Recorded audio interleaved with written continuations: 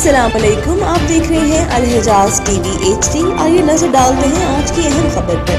मज़ीद खबरों के लिए विजिट करें हमारी वेबसाइट www.alhijaznewshd.tv और www.alhijaznewshd.ask पर। पहलगाम में फॉल्स फ्लैग ऑपरेशन के बेनकाब होने पर भारत ने नया ड्रामा रचाने का मंसूबा बना लिया है।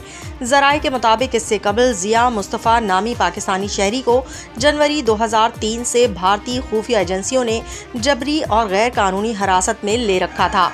जिया मुस्तफ़ा को अक्टूबर 2021 में भारतीय खुफिया एजेंसियों ने फेक इनकाउंटर में शहीद कर दिया। इसी तरह मोहम्मद अली हसन को भी 27 अक्टूबर 2006 से भारतीय खुफिया एजेंसियों ने जबरी और गैर कानूनी कैद में रखा था, जिसे अगस्त 2022 में मेजर फेक इनकाउंटर में शहीद कर दिया गया।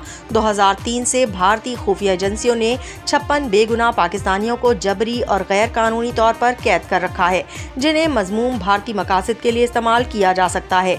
भारत जबरी और गैर कानूनी तौर पर कैद पाकिस्तानी कैदियों से तशद्दुद के जरिए जबरदस्ती पाकिस्तान के खिलाफ जहर उगलवा सकता है। इन कैदियों को जाली इनकाउंटर में अमन दुश्मन जाहिर करके शहीद कर सकता है।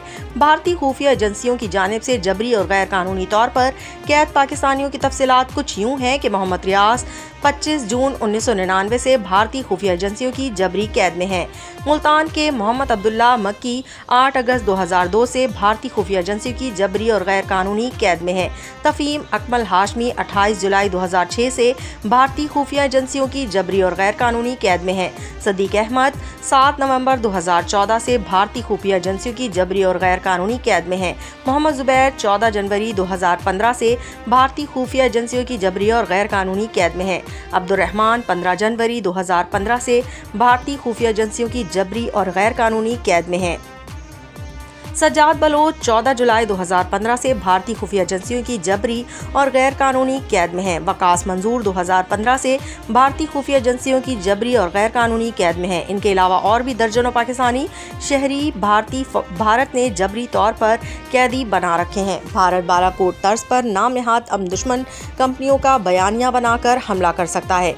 पाकिस्तान किसी भी भारतीय जारहियत का मुंह तोड़ जवाब देने की मुकम्मल सलाहियत रखता है।